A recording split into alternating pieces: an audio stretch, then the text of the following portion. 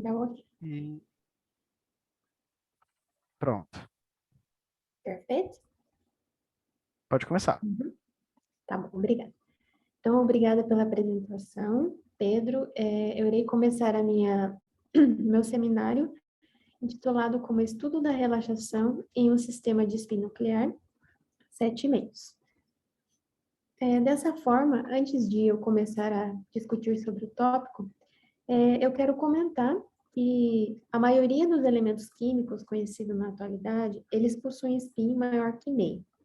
Então, isso significa que a maior parte desses núcleos são núcleos quadrupolares, tal como o sódio, que possui spin 3 meios, o alumínio, que possui spin 5 meios, o césio, spin 7 meios, o nióbio, spin 9 meios, e o nitrogênio, spin 1. Então, só para chamar a atenção que a maior parte desses núcleos são quadrupolares. Então, o meu doutorado ele foi devotado ao estudo de alguns núcleos, de dois especificamente núcleos quadrupolares. E a minha tese teve duas partes, onde a primeira eu estudei a implementação de estados-gato de Schrödinger no sistema de spin nuclear 3 meios, e a segunda parte eu estudei por meio da equação de Rethman, para modelar o fenômeno da relaxação em sistemas de spin 7 meios. E essa segunda parte que eu irei discutir. Que eu irei discutir. E para contextualizar, a equação de Rethman, ela foi apresentada por Alfred Rethman em 1957, onde temos aqui a imagem de Rethman, para estudar a dinâmica de relaxação de sistemas de spins nucleares. E, além disso, esse estudo, né, de relaxação é importante porque, por meio da relaxação, eu consigo determinar cada elemento da matriz densidade ρ e, além disso, saber como que esses elementos eles evoluem ao longo do tempo. Ou seja, eu tenho a minha determinada matriz densidade e consigo saber como cada elemento dessa matriz evolui. E, além disso, eu consigo saber como que ocorre a perda de coerência e dissipação do meu sistema de interesse. Então, como eu comentei, depois dessa breve contextualização, irei focar no sistema de spin 7 meios. Então, para isso, eu tenho que a matriz densidade, a qual é uma matriz, para o spin 7 meios, ela possui dimensão 8 por 8. E, além disso, nós temos as respectivas coerências de ordem, que são denominadas como coerências de ordem. Como são essas coerências? O que isso significa? Por exemplo, temos a coerência de ordem 0, representada pela cor azul, a coerência de primeira ordem, representada pela cor verde, e, por exemplo, a coerência de sexta ordem. Por exemplo, o elemento ρ81 possui coerência de sétima ordem, e assim por diante. Apenas para entender como que são essas coerências, que eu irei falar bastante essa palavra coerência, e para entender como que são e onde estão localizadas essas coerências, especificamente para spin 7 meios. Então, como eu comentei que utilizei por meio da equação de Rethman para modelar a relaxação desse sistema, nós temos o seguinte: quando o sistema está fracamente acoplado com o ambiente, eu posso utilizar a equação de Rethman para descrever a dinâmica do meu sistema, ou seja, a equação diferencial para a minha matriz densidade, onde C é uma constante, esse termo são as densidades espectrais, e os operadores Q, os quais estão apresentados aqui, eles são escritos em termos dos tensores de polarização. Dessa forma, então, para quando eu tenho acoplamento fraco, como eu comentei, entre o sistema e o ambiente, posso empregar a equação de Rethman. Para o caso onde o sistema está fortemente acoplado com o ambiente, eu utilizo outras equações mestras, tal como a de Lindblad, mas eu irei me deter apenas na equação de Rethman, apenas para comentar que quando temos a situação de acoplamento forte, eu posso utilizar outras equações mestras. Então, dessa forma, como eu posso utilizar a equação de Redfield para o meu Adriane, sistema? Oi? desculpe te Sim? interromper. Fica. Você prefere que faça perguntas no final ou no começo? Ou não posso perguntar assim no meio da apresentação? Pode ser no final, por favor. Ok, desculpe te interromper Uhum. então. Fique tranquilo. Qualquer coisa, se o áudio estiver ruim ou se travar a minha imagem, por favor, me avise. E obrigada. Dessa forma, como eu tenho a equação de Redfield e como posso empregá-la, como eu calculo essa equação, né? Porque eu comentei que para cada elemento da matriz densidade, eu é, resolvo um sistema, mas como eu faço isso? Dado então que eu tenho a equação de Redfield, eu faço uma identificação com os tensores de polarização, onde eu vou ter a respectiva equação 4. O que isso significa e o que ela me representa? Eu vou ter um sistema linear acoplado de equações diferenciais para cada coerência de ordem. Por exemplo, para a coerência de ordem 7, eu tenho o tensor T7 menos 7. Então, eu vou ter uma equação diferencial. Agora, por exemplo, para a coerência de ordem 6, eu tenho o tensor T7 menos 6 e T6 e menos 6. Então, eu vou ter um sistema linear acoplado de duas equações diferenciais. E então, eu tenho que resolver esse sistema linear para encontrar, então, minha respectiva solução. Assim como, por exemplo, um outro exemplo, a coerência de ordem zero, onde eu tenho os tensores T7 0, 6 0, 5 0, 4 0, 3 0, 2 0 e 1 0. Ou seja, 1, 2, 3, 4, 5, 6, 7 tensores. Então, eu vou ter um sistema linear acoplado de 7 equações diferenciais para a coerência de ordem zero. Mas então, para exemplificar, escolhendo a coerência de ordem 6. Como eu comentei, eu possuo dois tensores. Então, eu tenho essa respectiva equação que eu havia comentado, e eu simplesmente abri o somatório, onde esse J0, J1 e J2 são as respectivas densidades espectrais. E então, como eu tenho dois tensores, escolhendo o primeiro e calculando o primeiro, com o tensor T7 menos 6. E vou calcular via essa equação 7, mas agora fazendo aquela identificação, onde seu operador IR é o meu tensor T7 menos 6. Então, calculando essa primeira parte.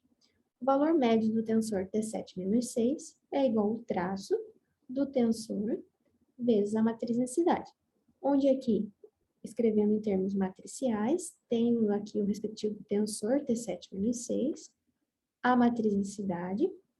Aqui estou ressaltando quais são os elementos que possuem coerência de ordem 6. São os elementos ρ7,1 e ρ8,2. Então, quando eu calculo esse valor médio, eu tenho que, então, 1 sobre raiz de 2 de ρ7,1 menos ρ8,2. Isso significa que quando eu faço o cálculo para a respectiva coerência de ordem, eu obtenho exatamente os elementos daquela respectiva coerência. Ou seja, como eu escolhi coerência de ordem 7, simplesmente no cálculo, e desse lado vamos verificar também, que vai aparecer os elementos ρ7,1, ρ8,2, que possuem coerência de ordem 6.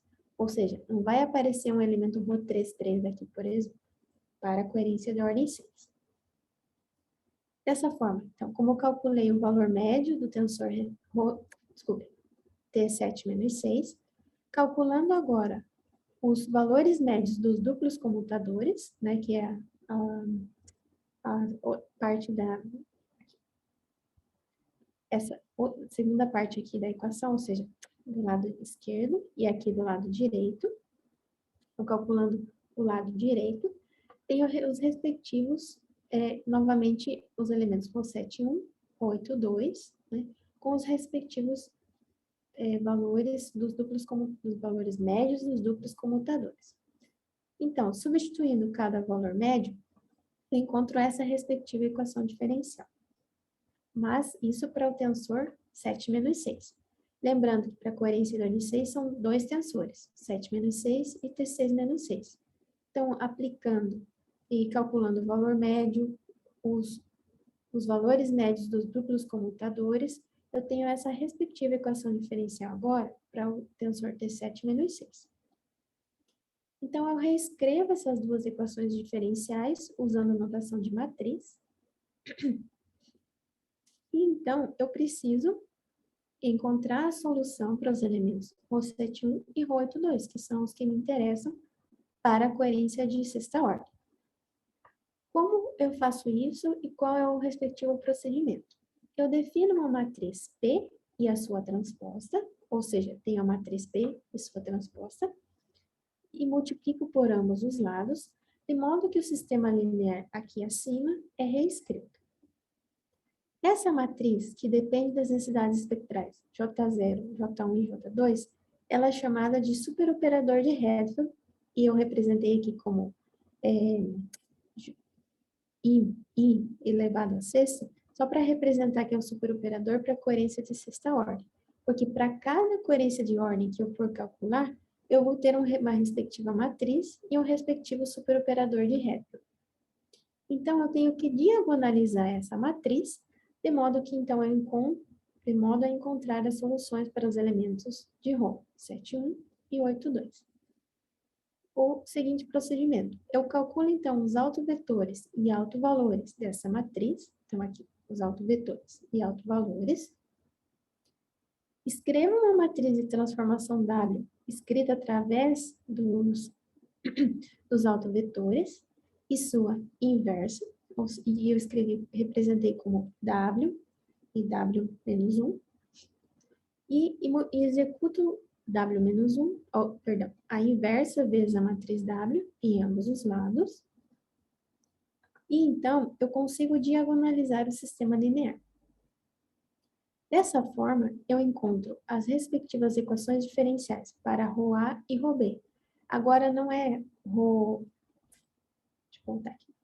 Não é ρ7,1 e ρ8,2 porque eu apliquei aquela transformação, mas eu já volto para encontrar a solução para ρ7,1 e ρ8,2. Mas olhando primeiro aqui na equação que eu encontrei. Tem equação diferencial, então, para ρA e ρB.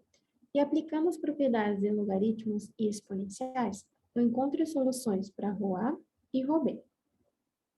Porém, como eu comentei que para eu apliquei a transformação W, ρ7,1 é igual, apliquei W, então tenho ρA, eu aplico a transformação inversa e encontro os elementos ρ7,1 e ρ8,2 escrito em termos de superposição de ρA e ρB. Mas eu encontro a solução para os elementos da matricidade e para aquela respectiva coerência de ordem. Então, é assim que eu resolvo a equação de Redfield. Para cada coerência de ordem, tenho que, então, o objetivo em si é diagonalizar o superoperador de Redfield, de modo a encontrar, então, as soluções para cada elemento da matriz densidade. Então, eu vou discutir agora para cada coerência, dado que, como eu expliquei, como se aplica o método, especificamente para a coerência de ordem 6, mas é esse o método que deve ser feito para cada coerência. Então, agora eu vou apresentar cada soluções que eu encontrei para os elementos. Então, para a coerência de ordem 7, eu só tenho uma equação, que é o elemento ρ8,1. Então, é tranquilo para se resolver com a respectiva solução. Para a coerência de ordem 6, que eu comentei, eu tenho, então, duas equações lineares acopladas, de modo que eu tenho dois autovalores, com dois decaimentos exponenciais, de ρA e ρB, e as soluções para os elementos ρ7,1 e ρ8,2 possuem dependência biexponencial. Para a coerência de ordem 5, eu tenho, então, três equações lineares acopladas, com os três respectivos autovalores, tendo então três decaimentos exponenciais, e as soluções, que são os elementos ρ6,1, ρ7,2 e ρ8,3, possuem dependência de três exponenciais. Para a coerência de ordem 4, quatro equações lineares acopladas, com quatro autovalores, quatro decaimentos exponenciais, então, com soluções com dependência multi-exponencial, para os elementos ρ5,1, ρ6,2, 7,3 e 8,4. Para a coerência de ordem 3, vou ter 5 equações lineares acopladas com 5 autovalores e solução da forma multiexponencial também. Mas como a solução é longa, eu não estou apresentando no slide, mas só para entender a ideia. E para a coerência de ordem 2, então, 6 equações lineares acopladas com 6 autovalores e a solução também com dependência multiexponencial. Mas agora o que acontece especificamente para a coerência de ordem 1 e ordem 0? Quando eu encontro o superoperador de Hertz, eu simplesmente escrevi aqui a densidade espectral 0, J0 como A, J1 igual a B, J2 igual a C, somente para mostrar como é a matriz que representa o superoperador de Hertz para a coerência de ordem 1. O que acontece? Como eu tenho que diagonalizar esse superoperador, eu não consigo diagonalizá-lo e resolver analiticamente. Eu não consigo encontrar aquelas soluções para os elementos de forma analítica. E o mesmo ocorre para a coerência de ordem 0, onde aqui eu tenho o superoperador de Hertz, onde esse, entre parênteses, 0, só para representar que é coerência de ordem 0. Estou representando a matriz, e novamente, quando eu tento aplicar o processo de diagonalização, eu não consigo resolver analiticamente. Isso acontece porque eu não conheço essa transformação V, tanto para a coerência de ordem 1, quanto para a coerência de ordem 0. Porque lembra, eu tenho que ir aplicando transformações de modo a diagonalizar esse superoperador de Hertz.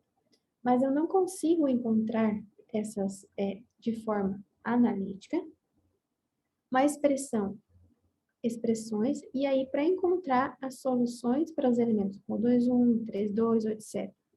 Para a coerência de ordem 1, e ρ 1, ρ 2,2, 7,7, 8, e assim por diante, né? 8,8 para a coerência de ordem 0. Então, não consigo escrever essa matriz inversa W para a coerência de ordem 1 e também para a coerência de ordem 0. Eu não consigo encontrar soluções analíticas. Contudo, o que foi que pensamos? Então, combinar o procedimento numérico com o experimento. Por quê? Para a coerência de ordem 1, eu tenho a magnetização transversal ao longo do tempo. Ou seja, eu detecto o valor médio de X, que é igual ao traço de X vezes a matriz densidade. Em RMN, nós detectamos magnetização. Então, aqui eu posso monitorar a dinâmica da magnetização transversal ao longo do tempo, que carrega os elementos com coerência de ordem 1, e para coerência de ordem 0. Eu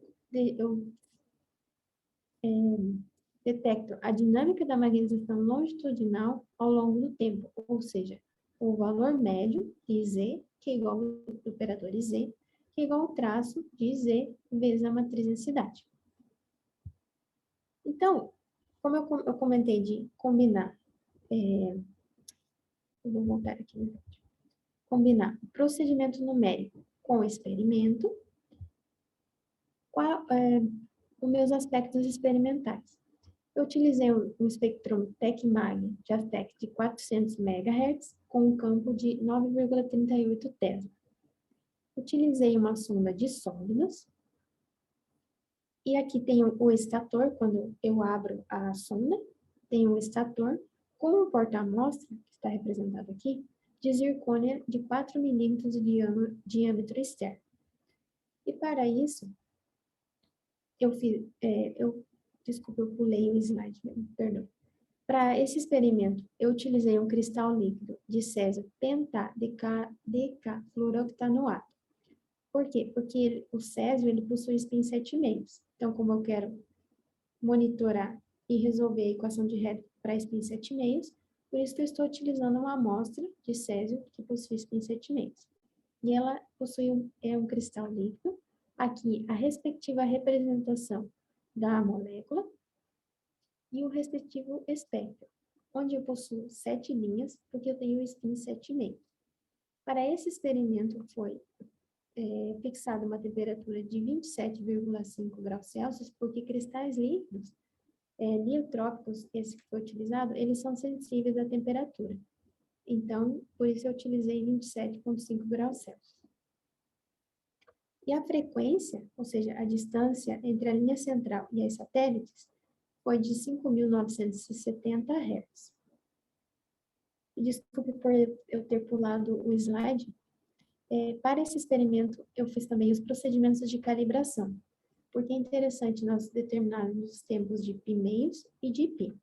Então, para esse procedimento de calibração, a magnetização, o comportamento da magnetização foi monitorado na direção X para calibrar esses tempos de pulso.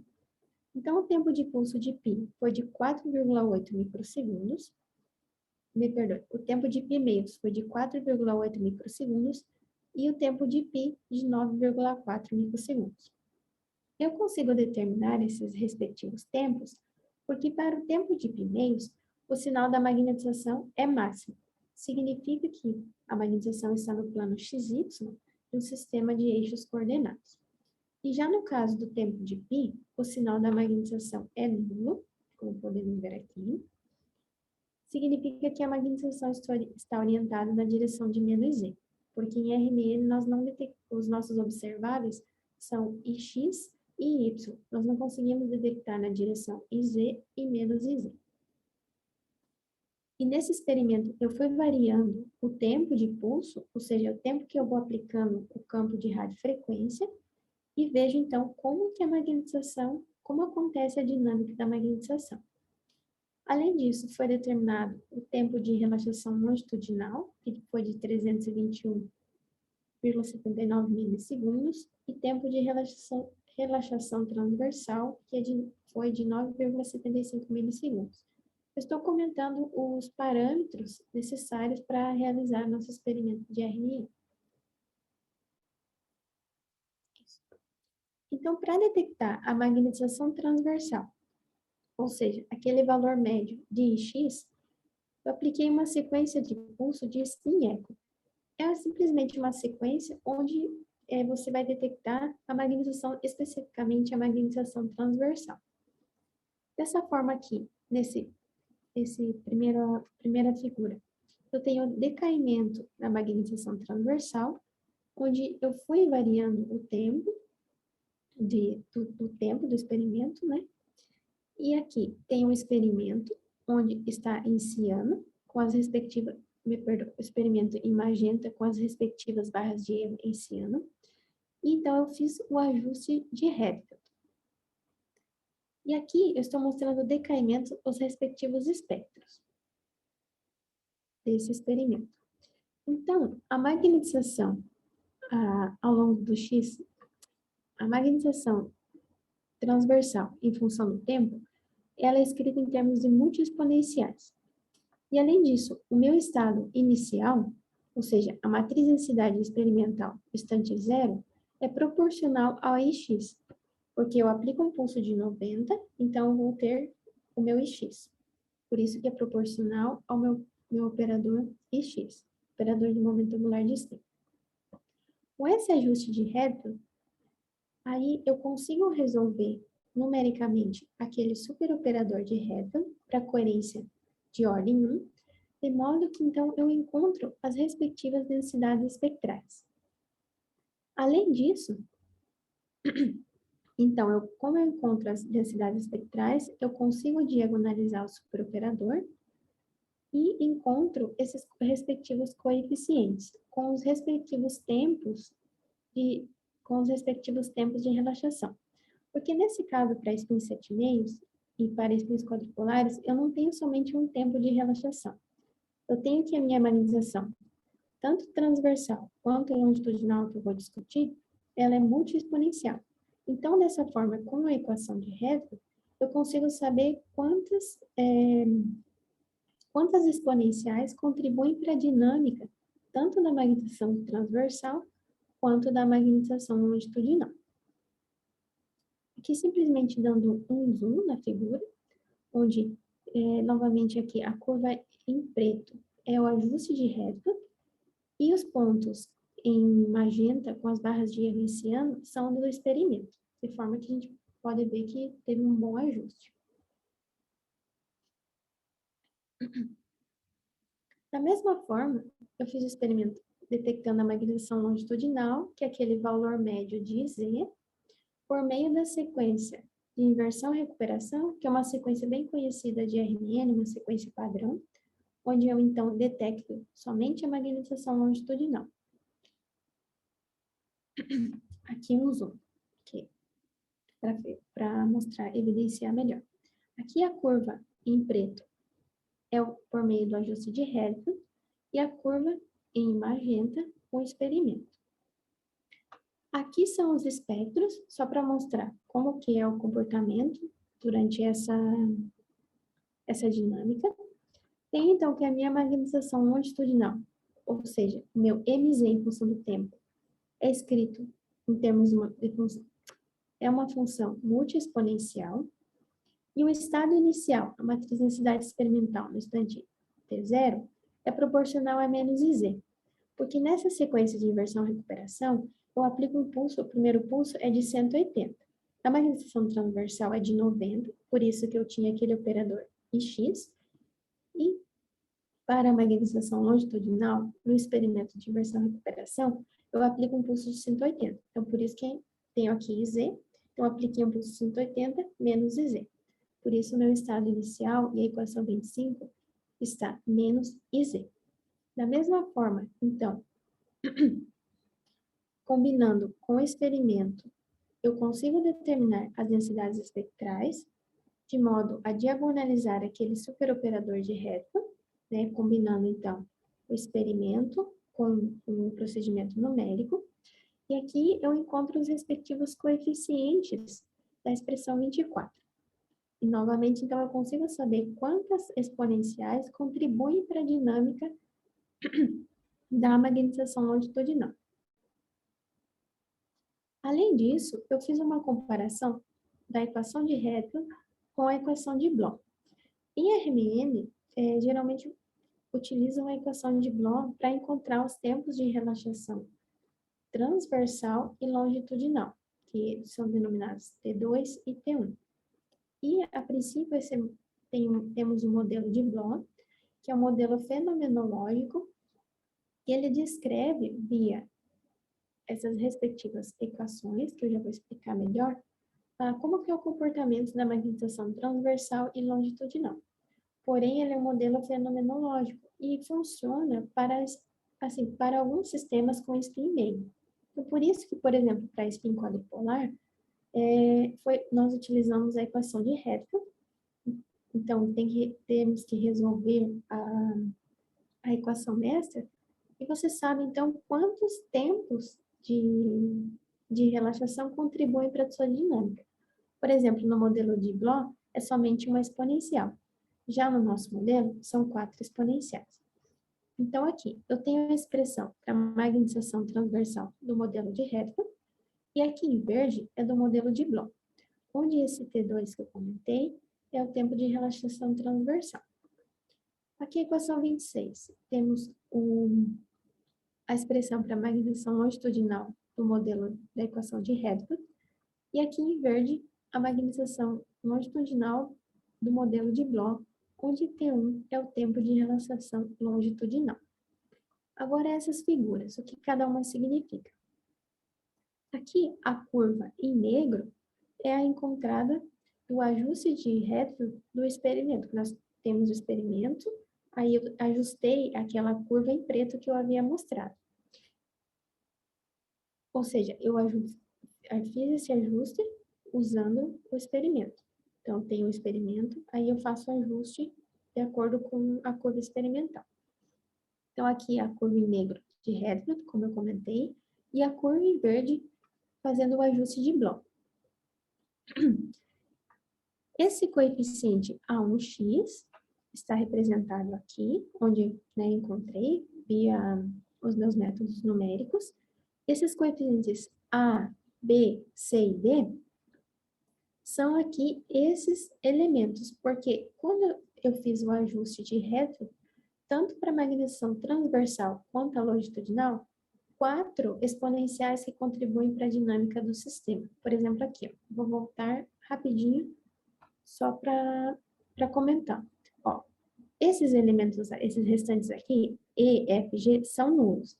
Então, eu tenho 4 exponenciais que contribuem para a dinâmica, para a magnetização transversal. Aqui, para a magnetização longitudinal também, ó.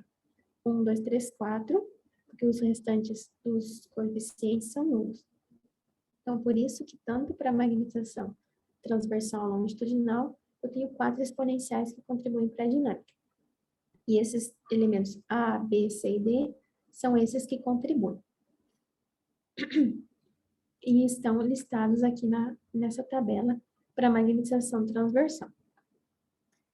Essa tabela representa os coeficientes encontrados pelo ajuste de Redfield.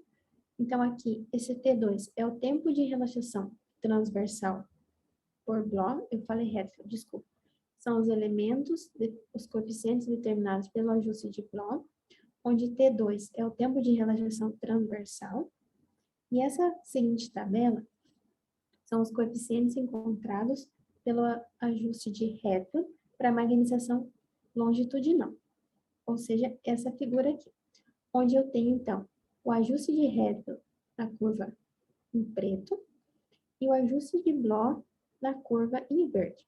Encontrei o respectivo coeficiente, A no Z, e os elementos A, B e C, onde estão apresentados aqui.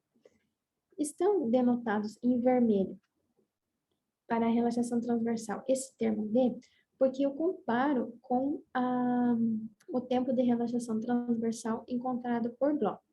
Por Bloch é 9,75 milissegundos. Já por Redfield é 7,7. O que significa? E por que essa comparação? Significa que o modelo de Bloch ele está inserido no modelo de Redfield, mas o modelo de Redfield ele é mais, como posso dizer, mais abrangente. Ou seja, tem um termo.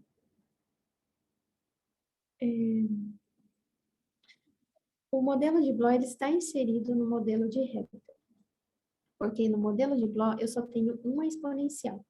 Já no modelo de Redfield, eu consigo saber quantas exponenciais contribuem para a dinâmica do meu sistema. Da mesma forma aqui, para o ajuste de Redfield, eu encontrei o tempo. E eu estou olhando para esse tempo, que é o tempo que tem maior contribuição.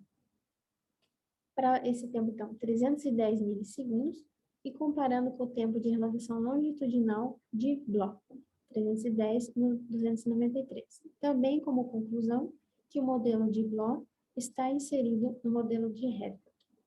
Que o modelo de Redfield é mais geral. Dessa forma, posso concluir o seguinte: teve, então, teoria e experimento, e na parte de teoria foi feito um desenvolvimento matemático para estudar essa relaxação magnética nuclear através da teoria de Redfield, especificamente para spin 7,5, onde, então, soluções analíticas e numéricas para todos os elementos da matriz densidade foram encontradas, e na parte experimental, foi possível preparar cristais líquidos, dietrópicos, e fazer procedimentos de calibração, controlar e programar o espectrômetro, né, que foi necessário. E por meio de experimentos de spin-echo e inversão-recuperação, que são experimentos padrões de RNN, foi possível encontrar as densidades espectrais, de modo que eu consigo diagonalizar os superoperadores de Redfield para coerência de ordem 0 e 1, e então combinar procedimento numérico com o experimento, determinando assim as densidades espectrais. Dessa forma, muito obrigada pela atenção. Muito obrigado, Adriane. Muito interessante sua apresentação. Achei seu trabalho muito legal. O fato que você conseguiu fazer a parte teórica e a parte experimental, eu achei isso muito legal. Então, agora vamos fazer algumas perguntas continuando a gravação, e depois eu vou parar a gravação e a gente faz mais perguntas com a gravação fechada. Ok? Tudo bem. Então... Eu não consigo ver as perguntas, né? Ainda não tiveram perguntas, mas se aparecer alguma no chat, eu leio aqui para você, desculpa. ok? Fique tranquilo. Perfeito, tudo bem. Então, perguntas? Eu tenho alguma aí, quer dizer, pelo que eu estou entendendo, você está chamando de equação de Bloch, são as equações para um sistema de spin meio. É isso mesmo? Uhum, equação de Bloch. Aham. Porque a equação de Redfield, ela também é fenomenológica, né? Os seus tempos de relaxação são inseridos de forma fenomenológica nela, né? Não consegue determinar por meio de usando experimento, por exemplo. Não, mas aí mas é fenomenológico, né? Você usa o experimento para chegar nas constantes de decaimento, né? Você não, Mas, uhum, mas você consegue saber quantos tempos de relaxação contribuem para a dinâmica do seu sistema. sim, tudo bem, mas aí você determina fenomenologicamente os tempos de relaxação, é isso? Em que sentido fenomenologicamente? No sentido que não é um modelo de primeiros princípios, né? Você não modelou o seu banho, né? Você está obtendo informações sobre o meio em volta que causa relaxação através do experimento, né? O banho está modelado, só um minutinho, só vou voltar aqui. Uhum. Aqui, ó, essa é a equação. E o meu banho está carregado aqui nos operadores Qs. O meu banho, os Ah, operadores são da forma de gradiente de campo elétrico. É um banho clássico. Mas eu tenho o meu banho, eu sei como é meu banho. não, eu sei, mas você não entrou com nenhuma constante fundamental, com os valores que você conhecia do banho, né? Você fez uma modelagem do banho. Agora, os tempos de relaxação você obteve do experimento, é isso? Ou você tem um cálculo de primeiros princípios para dar o tempo de relaxação? Uhum, só um minuto. Vou voltar aqui novamente. Por meio das taxas de relaxação, eu consigo determinar a expressão para os tempos de relaxação. Aqui eu não mostrei, é verdade. Aqui para coerência de ordem 1, eu tenho o tempo de relaxação transversal, e coerência de ordem 0 tem os tempos de relaxação longitudinal. Então, quando eu encontro as soluções para as matrizes de densidade, eu tenho que as taxas de relaxação são 1 sobre os tempos. Então, encontro as expressões para os tempos, Não, eu sei, mas eu tô dizendo, essas taxas se obtêm de onde? Do experimento ou é um modelo de primeiros princípios? resolvendo a equação diferencial. Não, sim, sim. Então, quer dizer, o seu Uhum. experimento, você confirma o resultado da sua teoria ou você faz Ah, algum ajuste com o entendi. experimento? Entendi. Me desculpe. Eu combino os dois, porque assim, eu poderia resolver os superoperadores numericamente, eu poderia dar valores para J0, J1 e J2, certo? Mas com o experimento, eu encontro realmente quem são os valores de J0, J1 e J2, de modo também a ajudar a confirmar as soluções que eu encontrei. Ah, sim, então vamos lá. Uhum. Então, você está fazendo um ajuste fenomenológico, é isso que eu estou chamando a atenção, né? Ou seja, você usa os dados do experimento para obter alguns coeficientes da teoria, é isso? Eu consigo confirmar quais são as certas densidades espectrais que eu encontro, porque eu não consigo diagonalizar o superoperador. Sim, mas ou seja, quando você colocou na entrada, no início da sua teoria, você, em princípio, conseguiria deduzir as taxas de relaxação. Você está colocando. Para a coerência de ordem 0 e 1, eu não consigo encontrar analiticamente. Não, mas numericamente você conseguiria? Numericamente, sim, só que aí que tá. Qual o valor certo para J0, J1 e J2? Porque numericamente ele vai aceitar qualquer valor. Se eu inserir valores A, B e C, vai diagonalizar. Mas e qual o respectivo valor, os valores certos mesmo para essa molécula? De J0, J1 e J2? Não, sim, então, aí você vai fazer Uhum, uma análise fenomenológica a partir daí. Não, eu estou tentando entender o seu modelo, uhum, quais são as bases dele. Estou entendendo que tem uma parte existe uma modelagem do acoplamento, né? Ou seja, imagine uhum, que tenha, né, a interação do seu sim. campo eletromagnético com o átomo, né? e existe um acoplamento com o banho, né? Aqui no Com a caso região em são torno, núcleos. Aqui com no os caso núcleos, não são núcleos. Isso. E com os nesse outros caso não núcleos da é. molécula. Uhum. Nesse caso, o campo não é campo eletromagnético, são gradientes de campo elétrico, por causa do quadro polar. Ok, mas tem uma Uhum. interação quadrupolar, né? Com o meio. Tá, ok. Isso, e é Tá, um então campo você clássico faz nesse caso. Tá, então o que você está querendo dizer é Uhum. que você modelou toda a interação, em princípio, do seu núcleo, né, de spin 7,5, né? E a partir daí, você, em princípio, chega numa equação, né? E aí mas você fica com vários coeficientes numéricos lá que você acaba obtendo a partir do experimento, é isso? Isso, é uma forma também de encontrar esses coeficientes. Uhum. Que a Ok. princípio estão analíticos, né? E aí, pelo experimento, eu descubro realmente quem são esses coeficientes. E você só tem relaxação, porque eu vi que você usa spin echo, né? Se E isso você é uma usa, sequência. Uhum. mas se você faz spin echo, então você também tem uma inhomogeneidade no sistema. Porque, ou seja, você está considerando o seu experimento são muitos núcleos, né? Temos um enxame. Uhum. Tem um ensemble. Então, você deve ter, no fundo, um conjunto de elementos, né? Cada um relaxa de uma forma um pouco diferente, né? Uhum. Entendi. Sim, mas deixa eu ver. A matriz densidade, ela já representa esse enxame. Então, aí nós olhamos para a matriz densidade e representa o comportamento de todos esses spins. Mas eu tô dizendo, é porque tem duas formas de relaxação, né? Tem a homogênea, que eu imagino que é a, a mais fácil de lidar, né? Ou seja, né, de primeiros princípios, no seu caso, né? Mas tem uma inhomogênea, né? Que é considerando que cada sisteminha individual está numa situação um pouco diferente, né? Aí como é que isso entra no modelo? Esse sistema individual que você está falando, cada spin ou No cada ensemble, molécula? né? Uhum. Bom, a princípio, a gente não olha para o individual, porque como nós já temos o ensemble e em RMN, nós olhamos para a matriz densidade, que já carrega o comportamento do todo.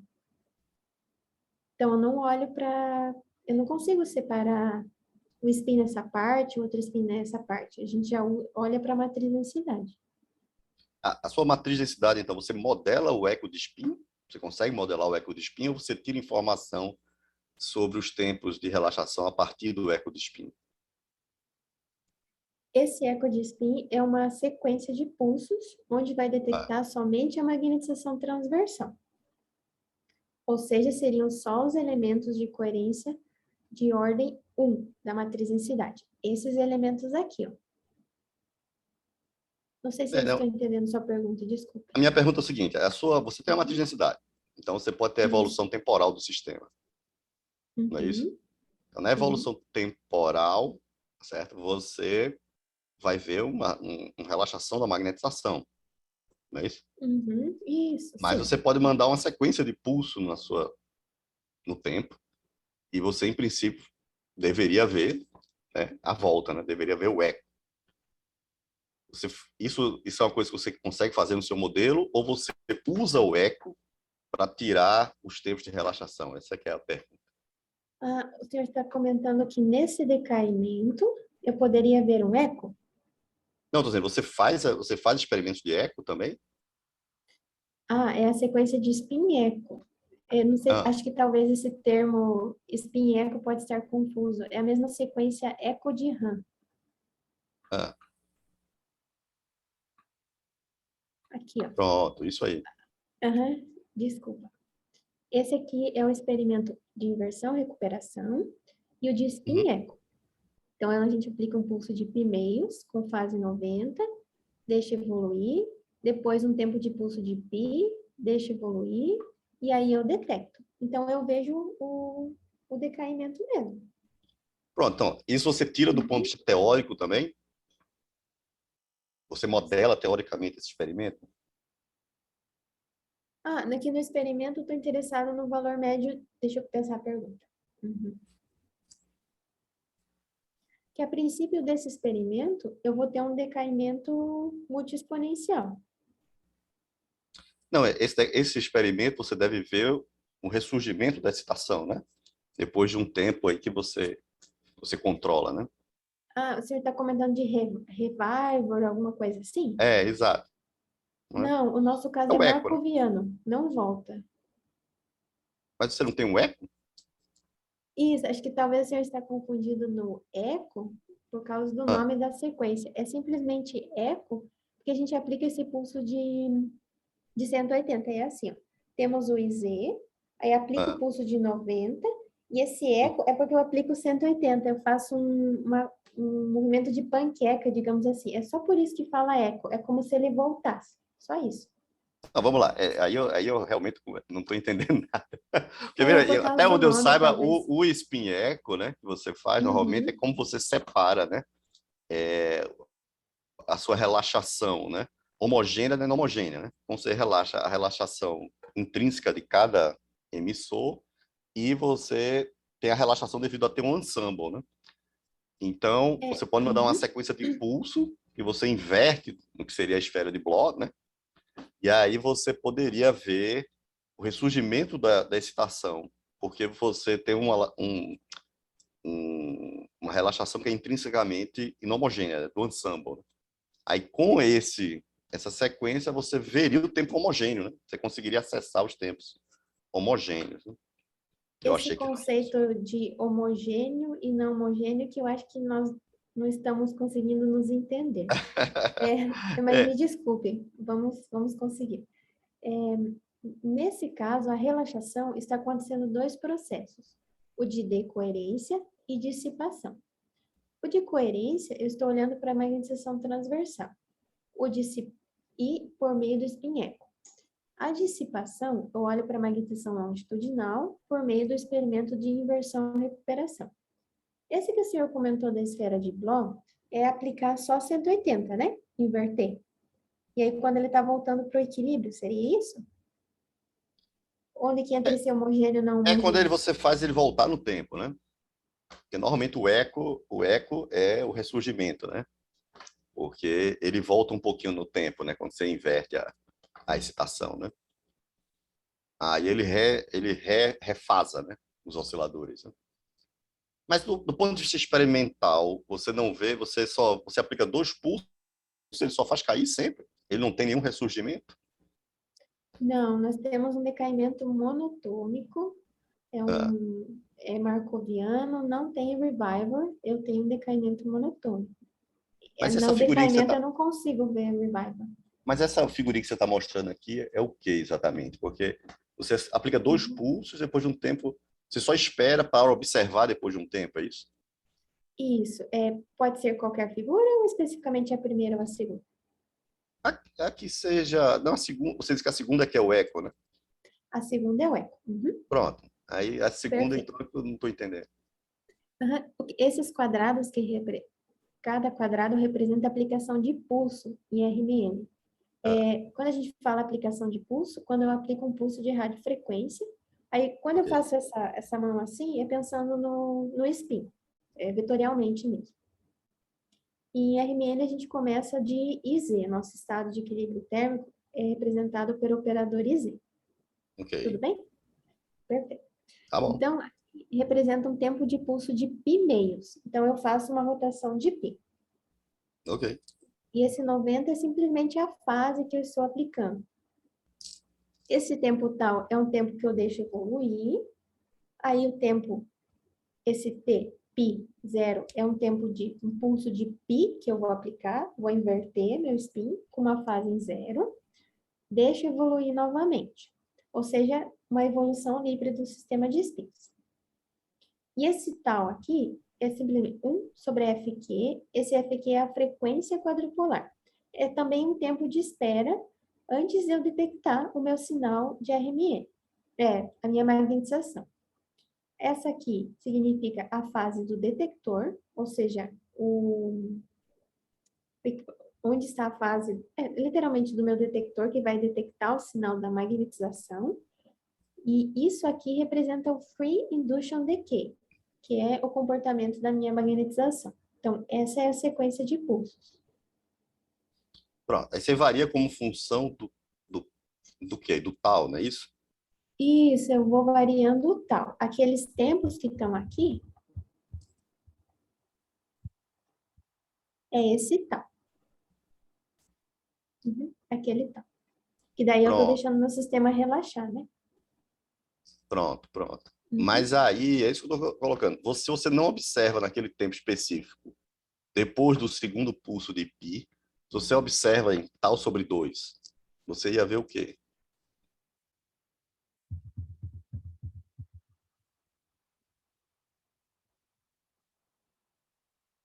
Que tal sobre 2? Não, depois do segundo pulso. Ah, depois do segundo pulso. Uhum. Aí, se você Tal tentar sobre 2. observar aí bem antes, você ia observar alguma coisa? Observar o que especificamente? Você ia ter Magnetização, sinal? produção. Se você viesse com o seu sistema de detecção de sinal, você ia ter Uhum. alguma coisa ali?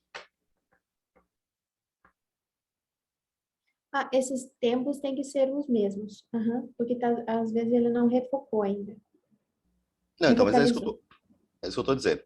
O seu sinal, ele é maior nesse ponto onde você está observando do que seria em tal um tempo anterior. É isso que eu estou colocando.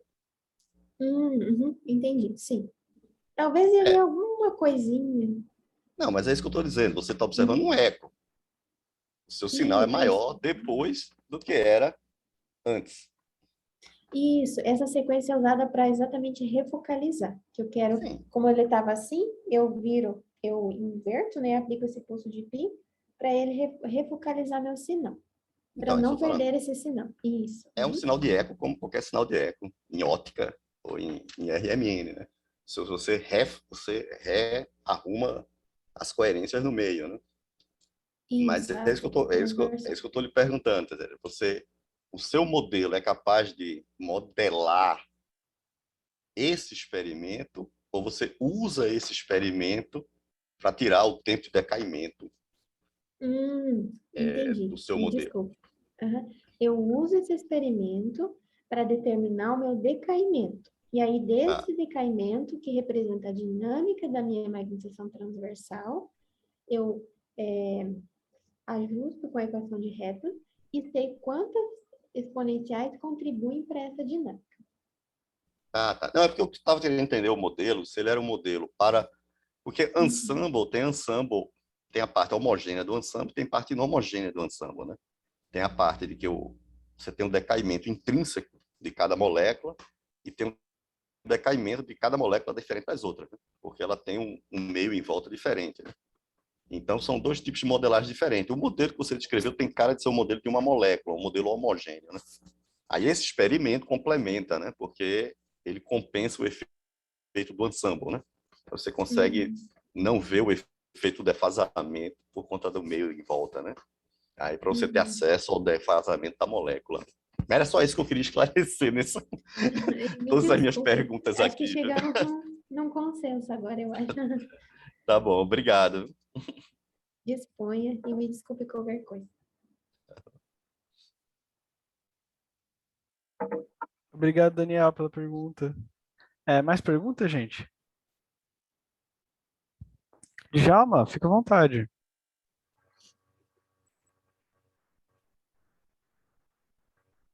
Não, obrigado, Adriano, pela sua apresentação. Minha pergunta é sobre por que você escolheu essa molécula, se ela tem uma importância em algum processo metabólico biológico. Uhum. Bom, eu escolhi essa molécula de 7,5. Bom, primeiro, o objetivo foi resolver o sistema, a equação diferencial para 7,5, porque a princípio não tinha na literatura. Mas eu escolhi essa molécula de 7,5 porque esse cristal líquido é uma molécula que possui o meu núcleo quadrupolar isolado, ou seja, eu conseguiria testar o meu modelo para essa molécula em específico. Porém, para qualquer núcleo que tenha spins 7,5, que seja um núcleo quadrupolar isolado, esse modelo é válido.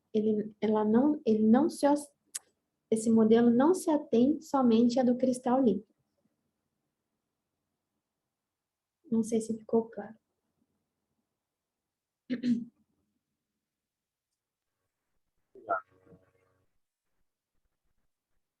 E, além disso, como eu tenho 7,5, né? Então, 2i, eu tenho 7 linhas. E essa molécula tem todas as características que permitem eu aplicar o meu respectivo modelo. Mas também, para se eu tenho uma molécula só com uma linha, aí eu vou ter que determinar qual que é o acoplamento quadrupolar, mas esse modelo é válido para qualquer molécula, qualquer sistema com spin 7,5 isolado.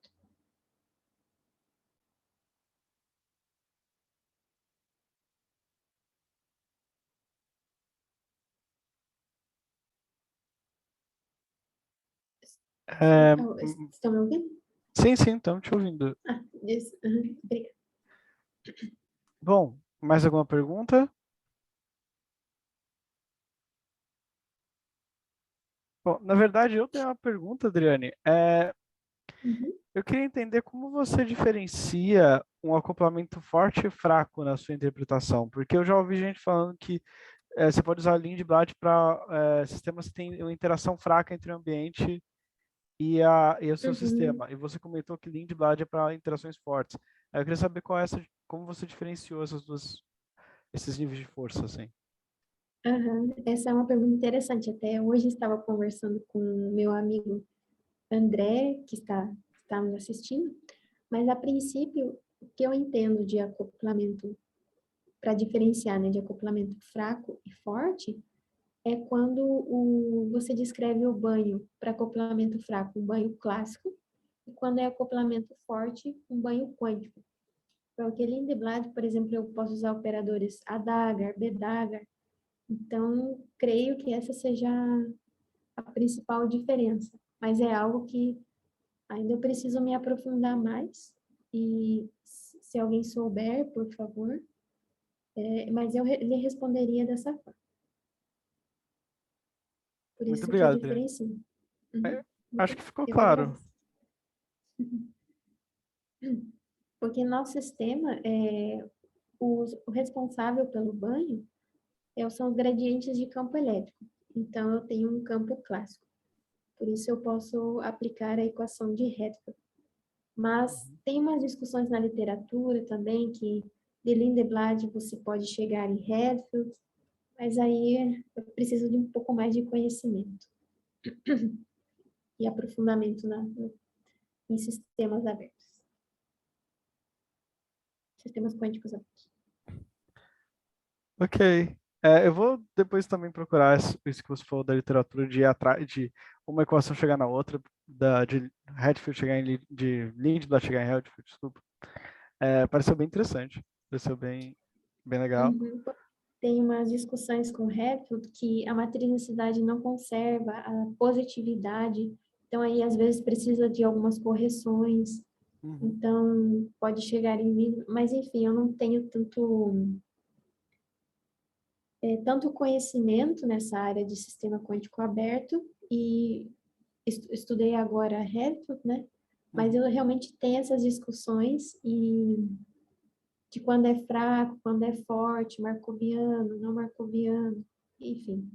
Tem esses poréns que são extremamente importantes, esses detalhes que são importantes. Legal. Então, se não tiver mais nenhuma pergunta agora, eu vou parar a gravação e aí a gente pode ir para as perguntas não gravadas, discussões. Ok? Tudo bem? Ok, Tudo então bem.